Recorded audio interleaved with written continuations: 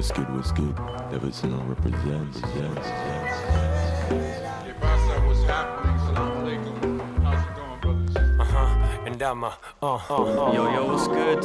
Still listen to leverson on represent. Joined by my guest, London rapper and the king of cinematic music videos, Jianbo. Thank you for joining me, bro. What's going on, Leverson? Thanks a lot for having me down today, bro. Yeah, of course, man. I want to start off, first of all, by focusing on your most recent single, Chinatown Trouble, dropped a couple weeks back, alongside, of course, some mad visuals, as per tradition. It's far from the first time you've put some mad aesthetics to your songs. What inspires you to start creating what are essentially short films to go with your music? Oh man, I think like a big thing for me, the way I be looking, the cultural elements for me are always really important to represent. And there's a case of just like, I figured out that being who I am is so inescapable visually that, instead of like trying to hide from it, you might as well just display it in full force, Yeah, for sure. So I always wanted to live up my Hong Kong cinema dreams, and I guess this is my opportunity to do it, But I'm definitely really inspired by like anime and Asian cinema generally, so I just wanted to bring those elements of my, things that come from my culture into the UK music scene. For sure, yeah. The way it's manifested, I suppose, like, helps having talented friends around me as well. Always. So you said you're kind of your influence. What I've read somewhere is like mostly like Hong Kong 90s films and stuff like that. Yeah. Would you say that your sound itself is also influenced by East Asian culture and your heritage and all that as well? Yeah, in some capacities. I mean, I think sonically speaking, I'm definitely more influenced by the UK. Yeah. The UK club culture, and particularly like, London's a very multicultural place. My people are from everywhere. Oh yeah. And so I never felt any kind of way, any kind of different, despite the fact I was different because all my friends are different, Yeah. So that's kind of what inspires me and standing up for my people, my background. Definitely, Hong Kong cinema in terms of attitude, a lot of like 90s Hong Kong cinema, very romantic about a Hong Kong that once was seedy, slimy place filled with, delinquents, people. Delinquents. I think that's better to describe it, That's what the dodgy Chinese translation always tell you. Delinquents. I love that.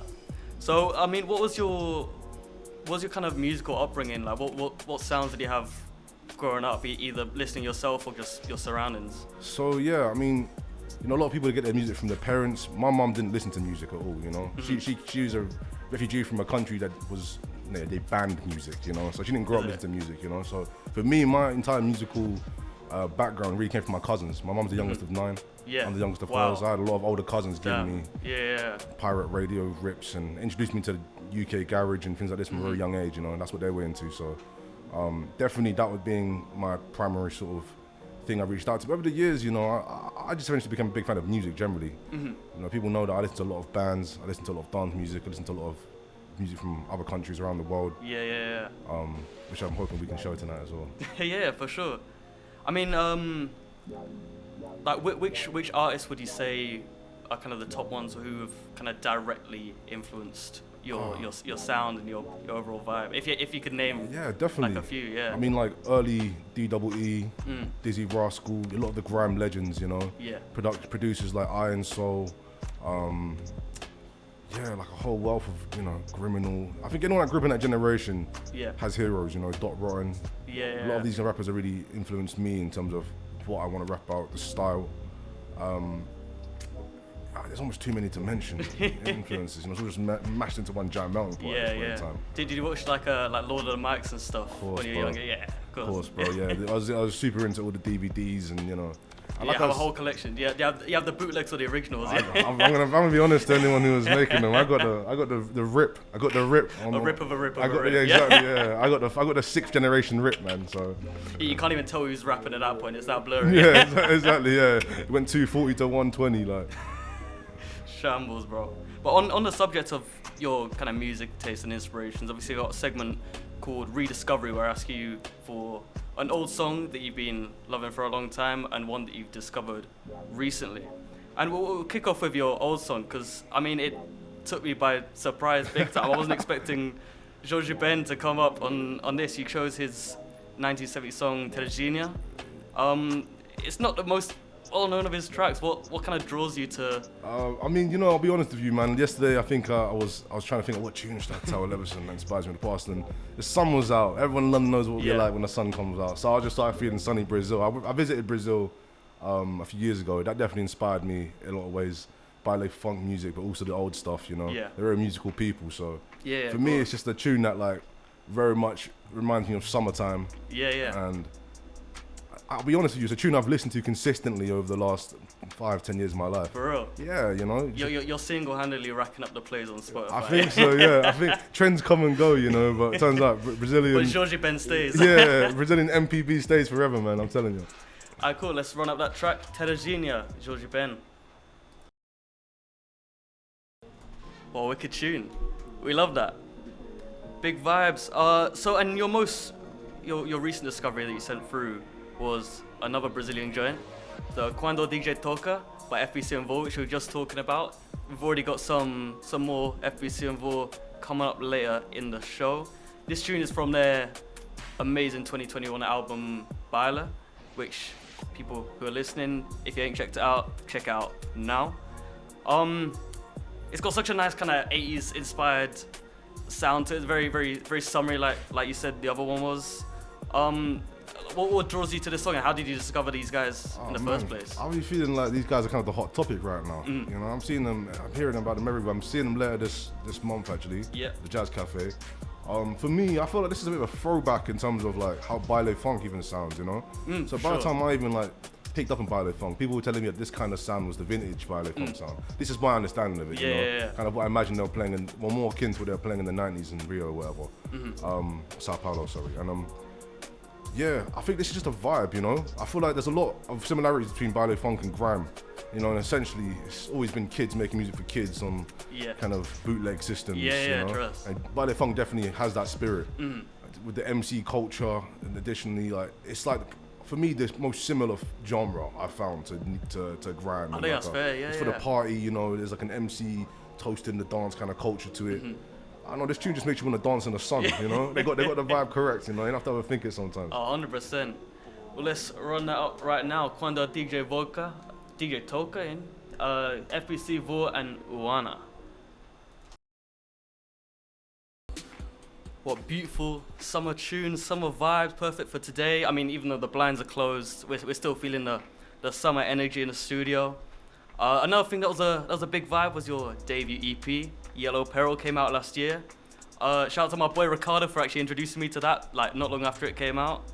Obviously you had a steady stream of kind of singles leading up to that. You started with Shaolin back in 2020. 2020, yeah. Yeah, you had that sick collab track with Kamal Williams under his Henry Wu alias, which I mean we've got the instrumental in the background right now.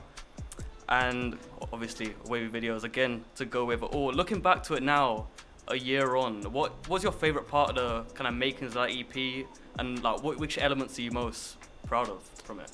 I'm really proud of that whole period of time, because I think that looking back at the kind of Monk of Madness, Chinatown Alley, it was like, as much as it was like for other people, and I'm really glad everyone enjoyed it, in a lot of ways it was for me, do you know what I mean? Because like it helped me formulate and develop a deeper sense of pride for my own identity, For sure, getting everyone together for the Monk of Madness music video, which really felt like a big cultural moment. I felt like all the Southeast Asian community artists, creatives all came out, and you don't really get that opportunity as an Asian person to like really find massive touch points to connect on and build like a real moment out of for your heritage, Often not allowed to celebrate in a lot of ways, so it felt like a celebration of everything. So it was good for me as well as good for my career. So you had a nice response from the kind of East and Southeast Asian community in London. It's crazy because I mean kind of in recent years especially you've got a lot more people from those kind of backgrounds breaking through the scene in London. You got yourself like Sai Ming, Natty Weiler, Kamal Williams, obviously, just to like name a few. What do you think there's becoming more room for kind of just outside, like without using the word unusual, but like uncommon kind of diversity in the music scene, especially in kind of hip hop? Yeah, definitely. You know, I feel like anyone that grew up in London, or like, to be honest, any major city in the UK, Yeah. we all know how diverse the UK can Yeah, be. yeah, yeah. You grew up with someone from every background, you know? And then, so when it comes around to like the arts, you already know like who hasn't been stood up for to some extent, you know? Yeah. I mean, it's just another part of the city's history. That's kind of how I feel like it. And I'm just, A melting pot. yeah, it's a melting pot, and like, I'm honored to be a part of it, and I want to show the rest of the world that like, we're here, man, you know? We're here, we've been doing it, you know, we've really been doing it. You up on like Easter margins and all them lot doing the whole kind of promo thing? I mean, those guys are cool. They put me on for a show last year. Oh, is it? They've always been supportive of what I'm doing. Some people think I'm signed to them. I'm not. But yeah, they're cool. Independent. I'm independent. I'm totally independent. Stay independent. We're trying our best, man. Make this money go as far as it can. Is that music thing or money? Well, I tell Had to them tell both. 'em. Oh my days. So recently, like I said earlier, you released Chinatown Trouble and Home is Where the Food Is, both which are fire. And I saw in your socials you've been out in like Hong Kong and Tokyo and stuff, like filming bits and stuff. What's next for you, if you can reveal anything? Have you got? Yeah. Am I right in thinking there's some more Jianbo goodness coming up soon? There's or plenty like- of Jianbo goodness coming real soon. We've got something that I shot out in Hong Kong that will be coming out shortly. Shortly? TBC, but it's going to be Okay. coming out sooner than people will expect. Yeah, going to Hong Kong was crazy because, you know, I got to play Mongkok Madness in the city that it's all about, you know. yeah. I was up in Tokyo. I was there with Black Country New Road. I mean, obviously Lewis and Black Country hopped on Chinatown Trouble, helped me out with that, and then Yeah. I just got to see them be rock stars in Tokyo. What an exciting time, you know. That's it. Yeah. But yeah, it's been really busy. We're just trying to keep creating, putting it all together for this moment. Really, this summer I'm gonna drop a lot of stuff. So. Are we talking EPs or albums or just steady stream of singles? If you can reveal anything, yeah, that's There's definitely what I can classified definitely say is information. there's definitely a bigger project coming. a bigger project. Bigger project coming. I'm but excited to hear it. We're gonna lock lips for a little bit. 'Cause For sure. I mean, so now finally we got 3 tracks that really kind of sum up your sound and vibe and everything. We got Chinatown Trouble, Home is Where the Food Is, alongside your very first release, Shaolin, a song which, you know, gets me gassed every time. I mean, I just want to say thank you for coming through to the studio. Thank you for talking to me. Thanks for having me, bro. Thanks for talking inspirations and everything. So, you've been listening to Leverson on Represent. I'm here until 5. Still to come, we got music from Skyfall, J-Hus, Baile, 5EB and more, as well as words and music from our friends over at the 5 Points Project. But first, we got Chinatown Trouble, the new single from Jianbo, here on Represent.